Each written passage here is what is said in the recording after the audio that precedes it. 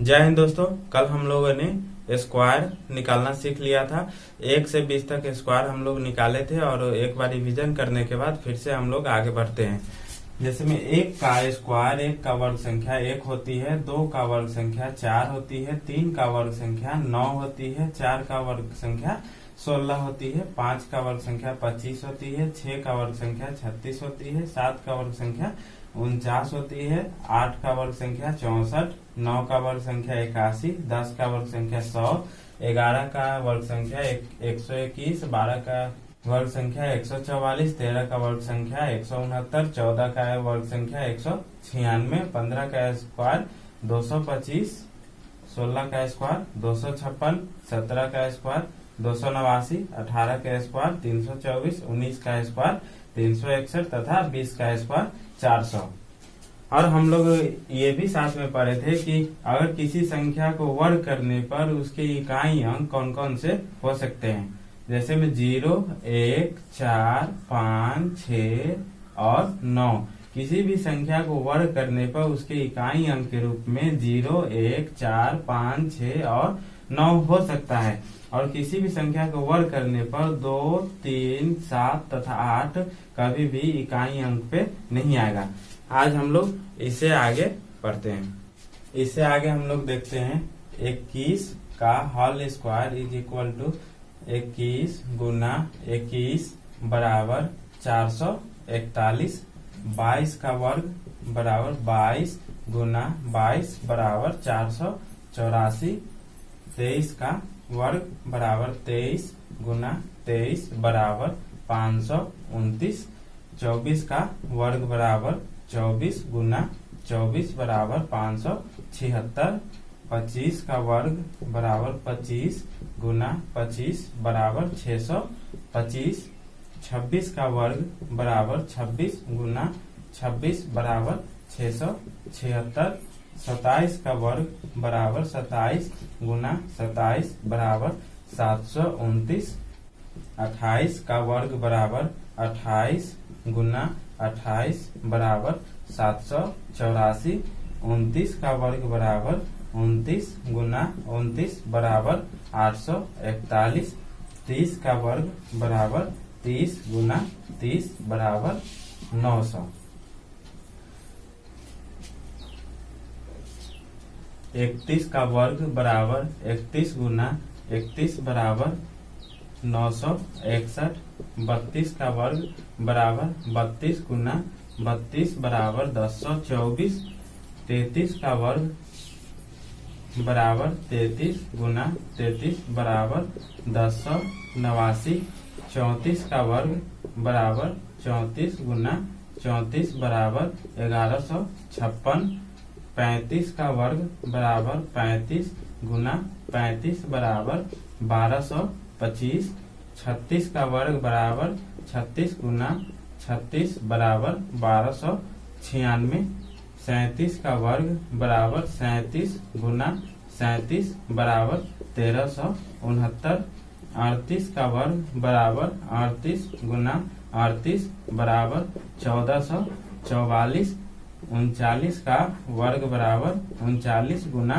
39 बराबर 1521 और 40 का वर्ग बराबर 40 गुना 40 बराबर 1600। एक बार फास्ट से देख लेते हैं। 21 का स्क्वायर 441, 22 का स्क्वायर 484, 23 का स्क्वायर 529, 24 का स्क्वायर 576, 25 का स्क्वायर 625, 26 का स्क्वायर 676, 27 का स्क्वायर 729, 28 का स्क्वायर 784, 29 का स्क्वायर 841 और 30 का स्क्वायर 900, 31 का स्क्वायर 961, 32 का स्क्वायर 1024, 33 का स्क्वायर 1089, 34 का स्क्वायर 1156, 35 का स्क्वायर 1225, 36 का स्क्वायर 1296, 37 का स्क्वायर 1369, 38 का स्क्वायर 1444, 39 का स्क्वायर 1521 और 40 का स्क्वायर 1600। अब हम लोग देखते हैं क्या सम संख्या का वर्ग भी सम संख्या होगी या फिर विषम संख्या भी होती है, या फिर विषम संख्या का वर्ग भी विषम संख्या होती है या फिर सम संख्या होती है। सम संख्या कहते किसको है? यदि कोई संख्या 2 से पूरा पूरा विभाजित हो जाता है तो उसे हम सम संख्या कहते हैं, तथा अगर जब वह 2 से विभाजित नहीं होता है तो उसे हम विषम संख्या कहते हैं। जैसे अगर यहाँ पे 16 लिखते हैं तो ये 16 जो है 2 से पूरा पूरा विभाजित हो जाता है 8 बार में, तो ये क्या हुआ, 16 सम संख्या होगी। या फिर 20 लिखते हैं तो ये भी 2 से पूरा पूरा विभाजित हो जाता है, तो उसे हम 20 को सम संख्या बोलेंगे। जैसे में 2, 4, 6, 8, 0, किसी भी संख्या के अंत में यदि इकाई अंक पे 2, 4, 6, 8 या 0 हो तो वह सम संख्या होती है। जैसे में हम लिखेंगे यहाँ पर 2, 0, 7, 0, 7, क्या यह सम संख्या है? नहीं है। इसमें अगर हम 8 या फिर 0 लगा देते हैं तो यह सम संख्या बन जाएगी। विषम संख्या, जिस संख्या के अंत में 1, 3, 5, 7 और 9 हो तो वह संख्या विषम संख्या कहलाती है। जैसे में 3, 7, 6, क्या यह सम संख्या है? तो हाँ, ये सम संख्या है। क्या यह विषम संख्या भी है? नहीं। अगर यहाँ पे हम 1 रहता या फिर 3 रहता या 5 या 7 या 9 कोई भी संख्या होती तो यह विषम संख्या हो जाती। जैसे में हम लोग देख लेते हैं 5 एक विषम संख्या है, 7 ये भी विषम संख्या है, 9 विषम संख्या है। इसका अगर हम वर्ग करते हैं तो 5 का वर्ग होता है 25, 7 का वर्ग 49, 9 का वर्ग 81। क्या यह विषम संख्या का जब वर्ग किए तो विषम संख्या ही हुई ना? देखिए इकाई अंक 5 है, 9 है, 1 है, सारा का सारा विषम संख्या है। तो विषम संख्या का वर्ग हमेशा और हमेशा विषम संख्या ही होगी।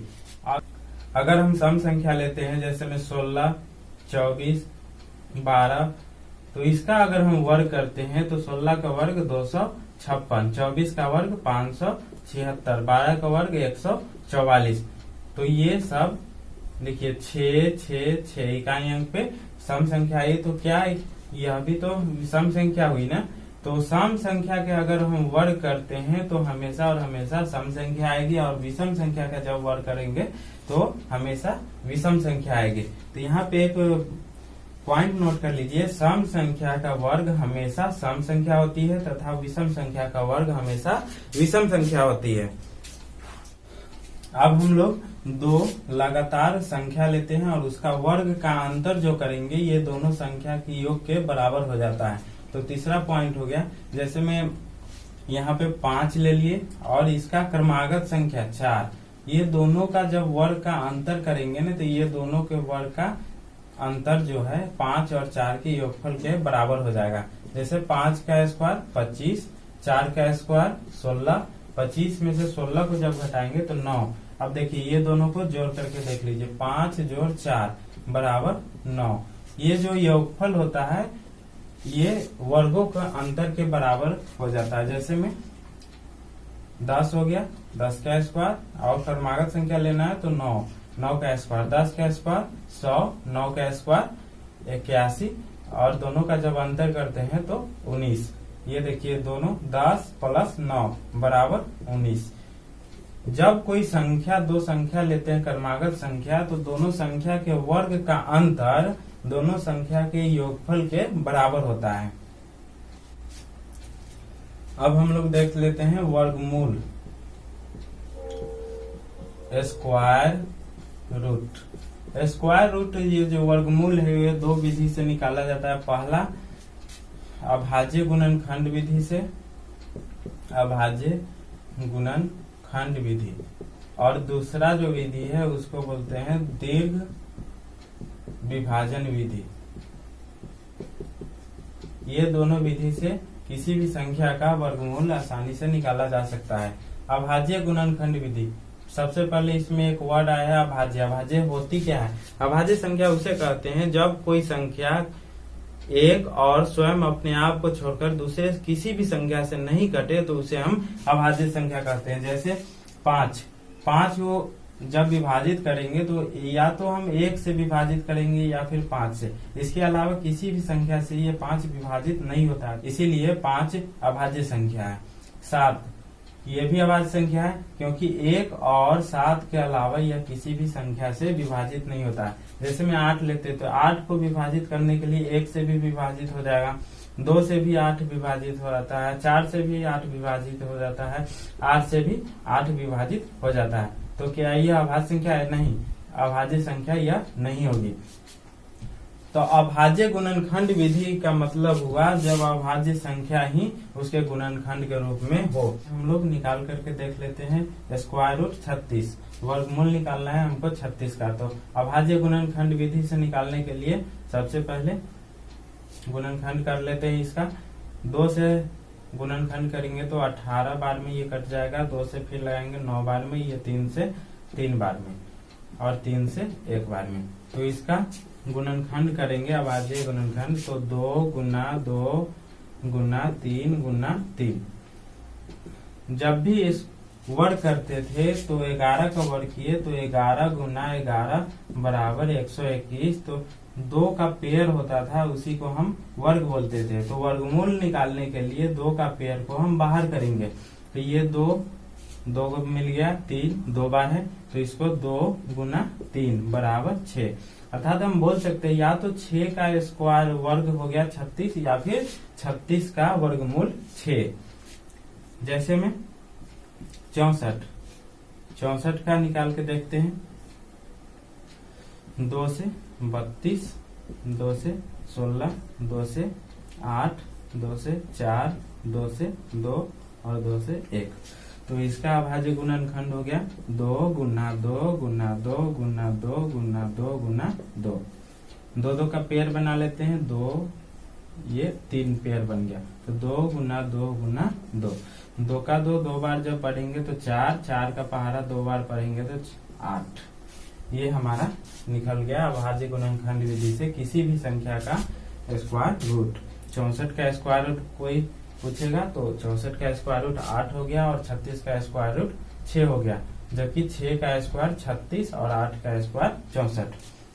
आज रहने देते हैं दोस्तों, फिर मिलते हैं अगले वीडियो में। तब तक all the best, thank you.